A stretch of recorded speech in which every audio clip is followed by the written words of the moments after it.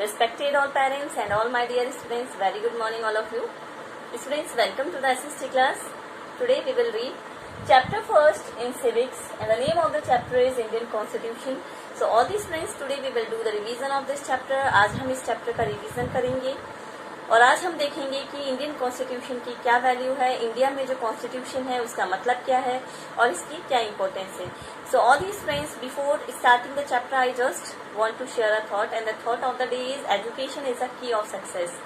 Education is a key of success, यानी education ही सफलता की है, चाबी है, क्योंकि एजुकेशन ही एक ऐसी चीज है जिसे हमसे कोई नहीं चुरा सकता और जितना हम बांटेंगे उतना ही ये बढ़ता जाएगा. धन दौलत या गहनों का चोरी होने का हमेशा डर रहता है. जिन लोगों के पास भी बहुत धन दौलत होते हैं वो कहीं ना कहीं हमेशा इस चीज के डर में रहते हैं कि शायद कहीं ये चोरी ना हो जाए, कहीं कोई भी इनसे चुरा कर ये जो महंगे जो भी कीमती सामान है वो ना ले जाए. लेकिन बच्चों, एजुकेशन एक ऐसी चीज है जो प्राइसलेस है, जिसकी इम्पोर्टेंस तो है, बहुत ज्यादा इम्पोर्टेंस है, लेकिन ये प्राइसलेस है और इसे कोई भी चोरी करके नहीं ले जा सकता है. और ये एक ऐसी चीज है जिसको आप जितना ज्यादा बांटोगे उतना ही ज्यादा ये बढ़ता जाएगा. और बच्चों, एक मैं आपको ट्रिक बताती हूँ. किसी भी चीज को लर्न करने का एक बहुत आसान सा ट्रिक है जिसे मैं हमेशा बच्चों के साथ शेयर करती रहती हूँ. तो जब भी आप कोई आंसर लर्न करते हैं, मान लीजिए, और आपको लग रहा है कि वो आंसर आपको लर्न नहीं हो पा रहा है, तो थोड़ी देर के लिए अपने आप को आप एक टीचर मान लीजिए. आप ये सोचिए कि हम किसी को समझा रहे हैं, तो अपने सामने किसी को भी बैठा लीजिए और उसे एक एक वर्ड जो आप पढ़ते जा रहे हैं, जो भी आपको उस लाइन का मतलब समझ में आ रहा है, लाइन टू लाइन उस पर्सन को वो समझाते जाइए जितना आपको समझ में आ रहा है. तो जितनी बार आप ऐसा करते जाएंगे, जितनी बार उस आंसर को समझाने की कोशिश करेंगे, आपको वो आंसर उतनी ही अच्छी तरीके से लर्न हो जाएगा. तो ये बहुत ही आसान ट्रिक होती है बच्चों. जब भी हम कोई भी चैप्टर लर्न करने से पहले ही अपने माइंड में ये थॉट बैठा लेते हैं कि हमें ये लर्न नहीं होगा, ये तो बहुत बड़ा आंसर है, या ये तो बहुत डिफिकल्ट आंसर है, तो वो उस मेंटलिटी के कारण वो चीज हमें लर्न नहीं होती है.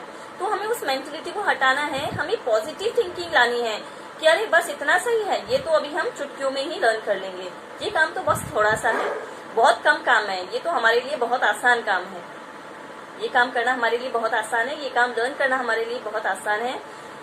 अपने आप के साथ कंपटीशन रखिए, किसी और के साथ रखने की जरूरत नहीं है. आप अपने आप के साथ कंपटीशन रखिए कि देखो किस तरह से मैं इस काम को बहुत सुंदर करके दिखाता हूँ, किस तरह से इस काम को मैं कितनी जल्दी लर्न करके दिखा देता हूँ. तो टाइम एक तरह से वो रखिए, अपने आप के साथ कंपटीशन रखिए और आप देखिए कि आप कितनी जल्दी उस चीज को कर पाते हैं. तो बच्चों, अपने आप के साथ कंपटीशन रख के काम करेंगे तो आप हमेशा सक्सेसफुल रहेंगे. किसी और के साथ अपना कंपेयर मत करिए, अपने आप को ही बेस्ट मानिए. आप ये सोचिए कि बस मैंने जो काम किया है वो बहुत अच्छा किया है. कभी भी किसी भी काम को लेके हमें बहुत ज्यादा ओवर कॉन्फिडेंस नहीं होना चाहिए कि बस हम तो बहुत ही अच्छा कर सकते हैं. अपने आप में कॉन्फिडेंस रखिए कि हाँ, हमें इतनी एबिलिटी है कि हम इस काम को कर सकें, इस काम को लर्न कर सकें, इस काम को राइट कर सकें. बस उस कॉन्फिडेंस के साथ आपको चलना है, उस कॉन्फिडेंस के साथ आपको काम करते रहना है और बच्चों देखो किस तरह से आपको सक्सेस जरूर मिलेगी. सो all the students, I think all those things that I have told you, you will implement that. आप उसे इम्प्लीमेंट करेंगे, कभी भी निराश नहीं होंगे और हमेशा मेहनत करते रहेंगे. So now let's come to the topic. तो बच्चों देखो, इंडियन कॉन्स्टिट्यूशन के बारे में पढ़ेंगे. इंडियन कॉन्स्टिट्यूशन तो आप जानते हैं, संविधान जिसे कहा जाता है हिंदी में. संविधान का किसी भी देश में बहुत इंपॉर्टेंट रोल होता है, क्योंकि संविधान ये बताता है कि उस देश के नागरिकों को या उस देश की सरकारों को किस रूल्स या रेगुलेशन को फॉलो करना है, किस तरह से काम करना है. संविधान के कारण ही बच्चों एक पीसफुल एटमॉस्फेयर रहता है. संविधान ही एक ऐसा डॉक्यूमेंट होता है जो चाहे पब्लिक हो या सिटीजन्स हो, हर किसी के अनलिमिटेड जो बिहेवियर है, मतलब जो आउट ऑफ लिमिट जो बिहेवियर होता है, ऐसा बिहेवियर जो कि गलत है, तो उस बिहेवियर को कंट्रोल करता है कौन? कॉन्स्टिट्यूशन. तो बच्चों देखो, सबसे पहले कॉन्स्टिट्यूशन को एक डेफिनेशन के रूप में जानते हैं. Usually a written document which contains the rules of governing a state. यानी कॉन्स्टिट्यूशन जो है वो यूजुअली एक ऐसा रिटन डॉक्यूमेंट होता है जिसके अंतर्गत ये बताया जाता है कि किसी भी स्टेट को किस तरह से गवर्न किया जाना है, किस तरह से वहां पर शासन किया जाना है.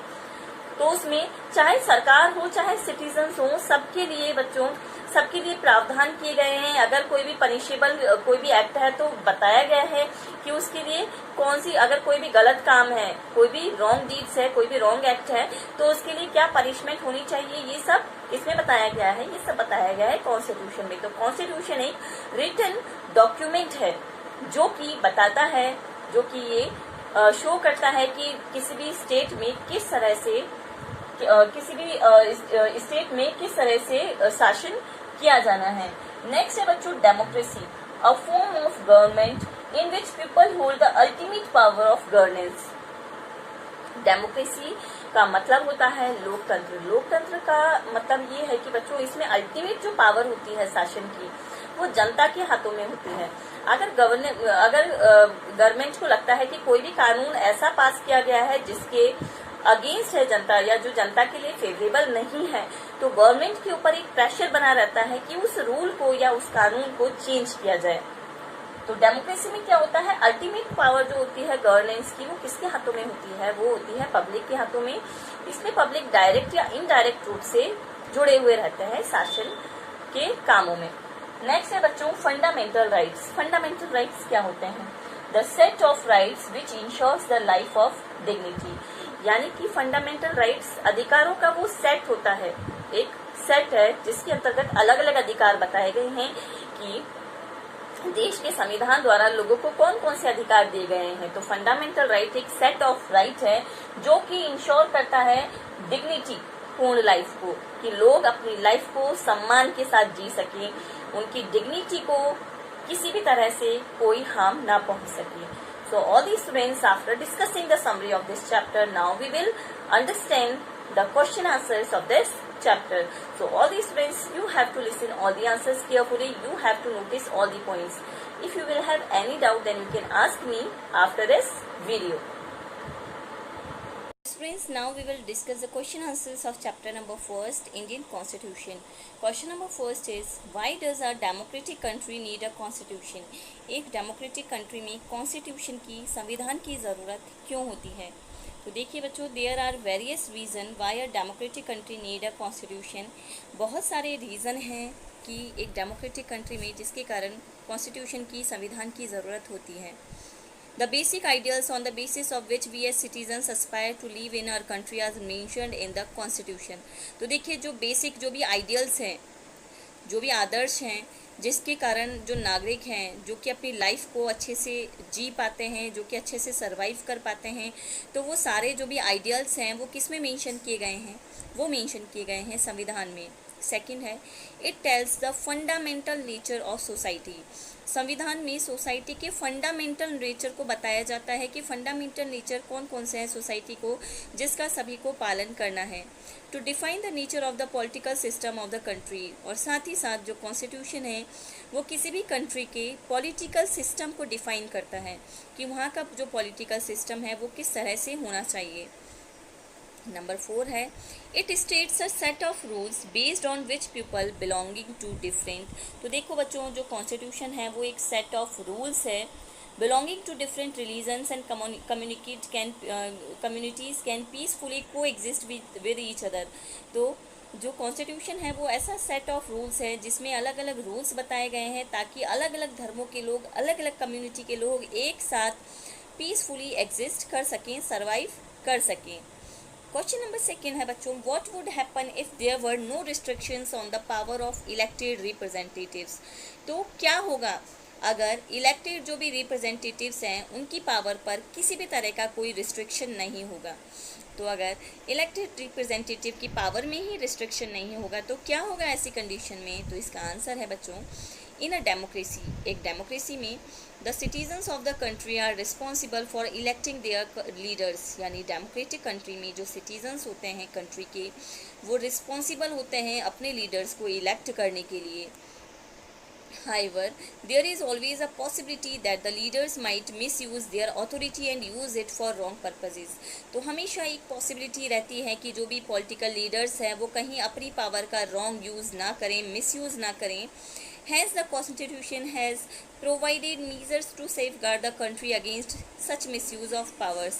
इसीलिए कॉन्स्टिट्यूशन के द्वारा ऐसे सेफगार्ड प्रोवाइड किए गए हैं ताकि जो भी पॉलिटिकल लीडर्स हैं वो अपनी पावर का मिसयूज़ ना कर सकें और उनकी जो भी पावर है उस पर कंट्रोल रहे कॉन्स्टिट्यूशन का।